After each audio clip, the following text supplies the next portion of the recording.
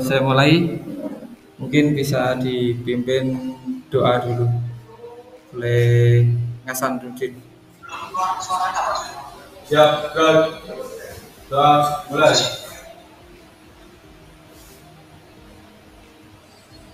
Doa selesai.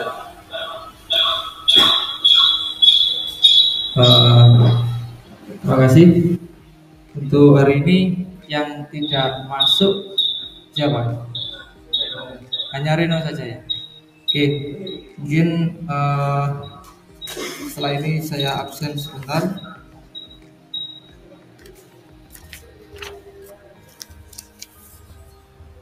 Ahmad Sandi Yoli ya.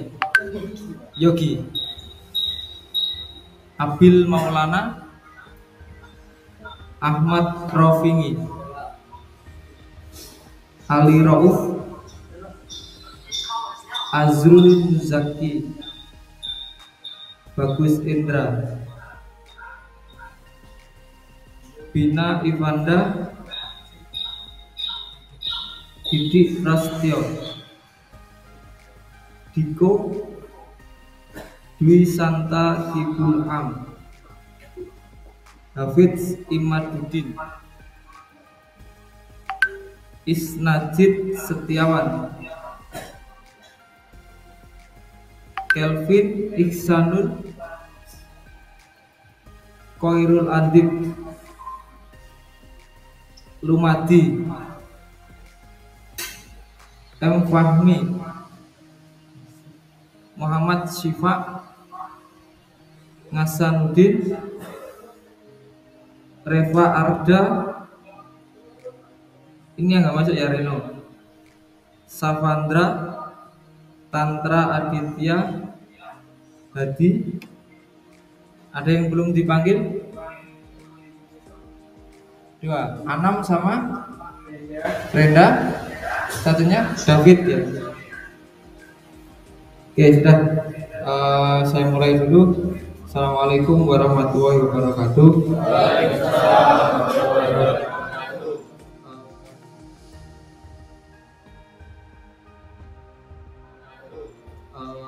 Untuk hari ini kita akan membahas tentang diagnosis pompa bensin.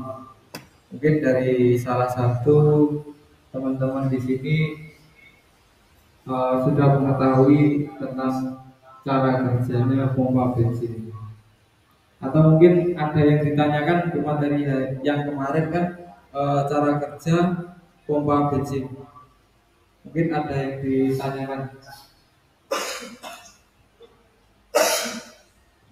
Izin bertanya, Pak. Ya, silakan. Apa penyebab apabila pompa bahan bakar tidak normal?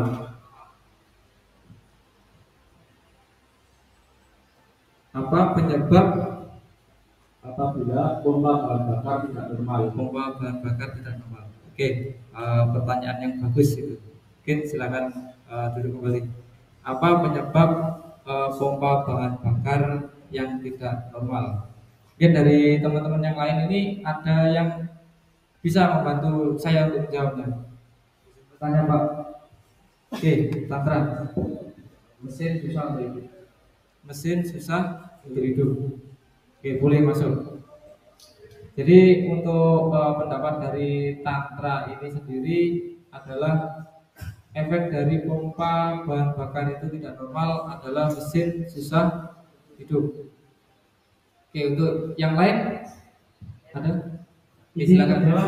Silakan David. Mesin tidak normal, Pak. Mesin tidak normal. Oke, dari di sini saya tangkap berarti efek dari pompa bahan bakar yang tidak normal itu adalah performa mesin bisa turun, ya, terus sampai dengan mesin mati.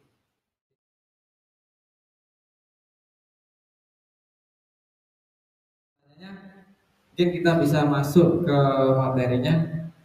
Oke, ini yang pertama adalah ini kompetensi dasarnya, dia mendiagnosis kerusakan sistem bahan bakar IBC. Jadi pompa bahan bakar itu masuk ke ranahnya pelajaran ini.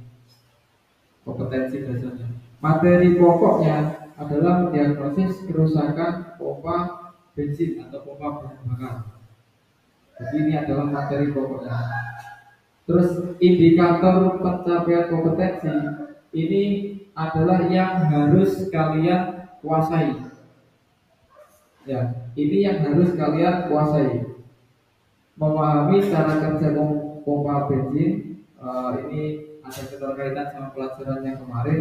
Yang kedua adalah mendiagnosis kerusakan pompa bensin. Jadi nanti ini yang akan kalian diskusikan. Terus untuk KKM-nya atau standar nilai kalian harus kalian capai itu adalah 75 sesuai dengan mata pelajaran yang lainnya.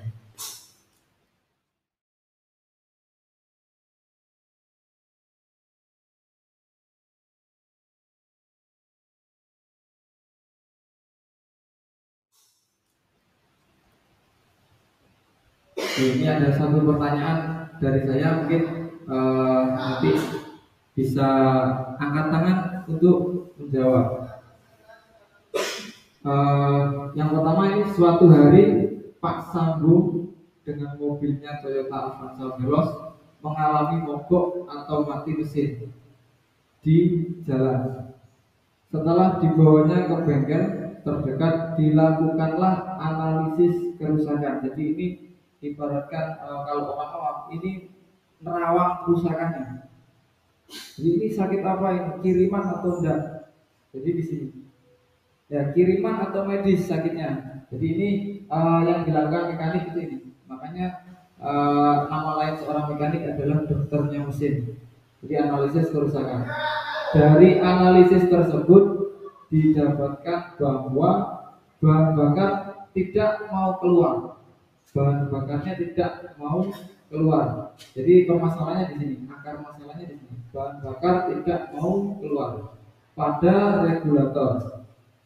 Ya, pada regulator, pada pipa delivery injeksi. Apa pendapat kalian? Ini pertanyaannya. Apa pendapat kalian mengenai hasil analisis yang dilakukan tersebut? Jadi hasilnya ini. Oke, mungkin ada yang bisa menjawab satu. Oke, Sawadra silakan. Mic-nya di-on-kan dulu ya. Izin dijawab Pak. Oke, silakan. Jika yang pada pipa delivery tidak keluar besar, kemungkinan filter bahan bakar kotor Kemungkinan filter bahan bakar kotor atau pompa bahan bakar rusak. atau pompa bahan bakar rusak. Oke, terima kasih. Pertanyaan yang bagus. Mungkin bisa beri oplos untuk Sawadra dulu. Jadi jawaban dari Sawadra adalah filter bahan bakar yang kotor atau pompa bahan bakar yang rusak. Jadi dua kemungkinan itu. Jadi nanti apabila seorang mekanik ini melakukan perbaikan, itu akan tidak keluar dari jalurnya. Jadi kalau tidak filternya, ya pompanya yang rusak. Jadi yang diutak-utak itu pompa bahan bakar sama filter bahan bakar aja. Cuma dua itu. Gak mungkin yang diduga bahan bakar tidak mau keluar, tapi yang diutak-utak ternyata spionnya, kan tidak mungkin. Ya, yang diutak-utak ternyata remnya, mungkin kapasnya ini, kan nggak mungkin. Jadi tidak keluar dari apa yang dihasilkan oleh analisis atau terawangan dari seorang mekanik melalui pengalaman maupun pengetahuannya.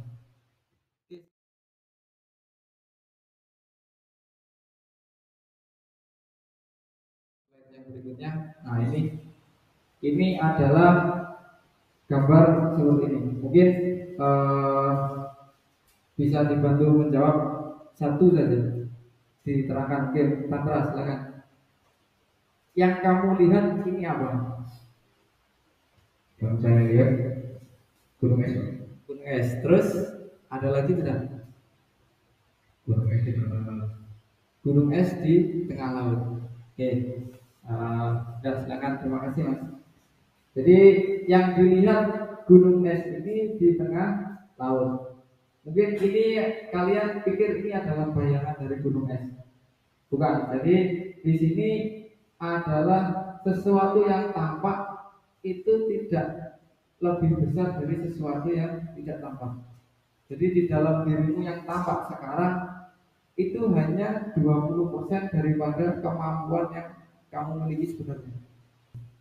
Contohnya, kamu sadar kalau ini melihat gambar. Kamu sadar mendengarkan suara saya, ya. Kamu sadar kalau kamu hidup. Satu itu. Satu, sadar melihat gambar, tapi tidak sadar kamu menerima cahaya di dalam matamu beribu-ribu warnanya, mulai dari putih, hitam, merah, biru, dan lain sebagainya sampai violet. Jadi kamu nggak sadar. Yang nggak sadar lebih besar daripada yang sadar. Kamu sadar cuma melihat satu objek gambar. Terus yang kedua, kamu sadar mendengarkan suara saya, tapi tidak sadar ketika ada suara yang didengar, di situ ada gelombang suara yang tidak terlihat.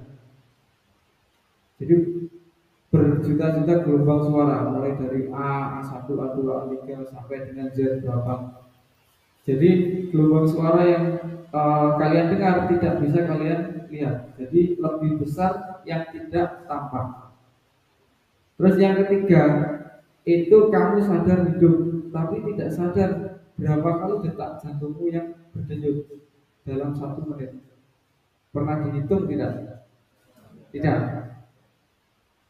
Terus ketika kamu bernapas, kamu tidak sadar ada udara yang masuk, tidak melihat udara yang masuk, hanya bisa menikmati udara yang masuk. Nah, disitulah rahmatnya Allah terhadap kita semua sebagai makhluk yang sempurna. Jadi otak.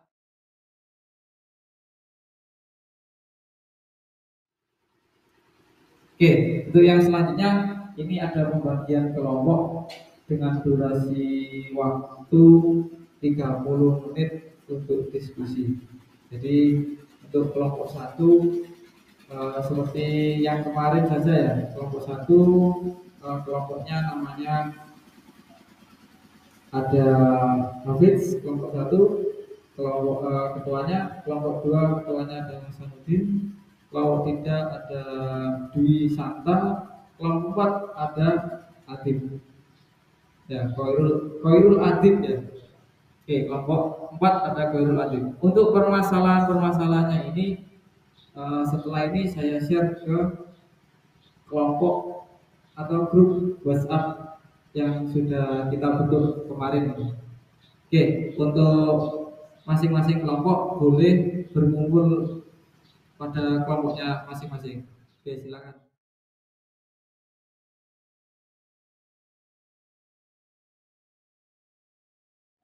Mungkin ada yang ditanyakan tentang tayangan video. Sudah dibuat ya?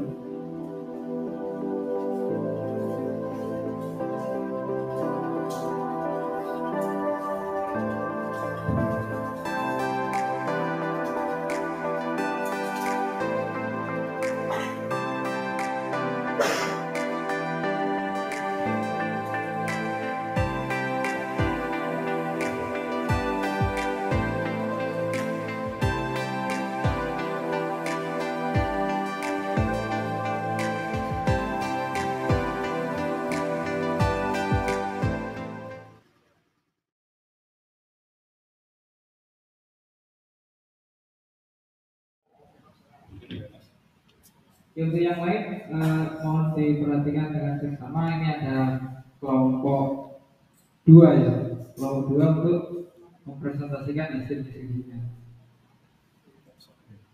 Assalamualaikum warahmatullahi wabarakatuh. Sini saya Tanda mewakili kelompok 2 untuk mempresentasikan dari video Pulpang.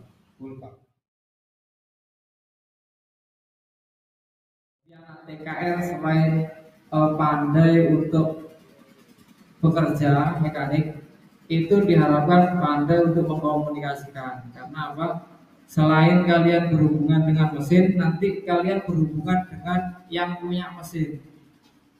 Jadi yang punya. Oke, sekarang ini adalah evaluasi. Untuk linknya sudah saya share di grup WhatsApp. Silakan izin dan dikerjakan untuk waktunya ini 10 menit. Nanti ini dikerjakan sambil santai ketika di kantin atau apa ya. Setelah ini kan istirahat. Jadi silakan dikerjakan sambil santai. Ini adalah lembar refleksi tentang pembelajaran hari ini. Enaknya ke depan itu bagaimana sih? Nanti silakan ditulis unek-uneknya di sini. Oke. Untuk kalau tidak ada pertanyaan untuk hari ini saya akhiri. Saya rasa cukup. Saya akhiri. Wabillahi taufiq wal hidayah. Wassalamualaikum warahmatullahi wabarakatuh.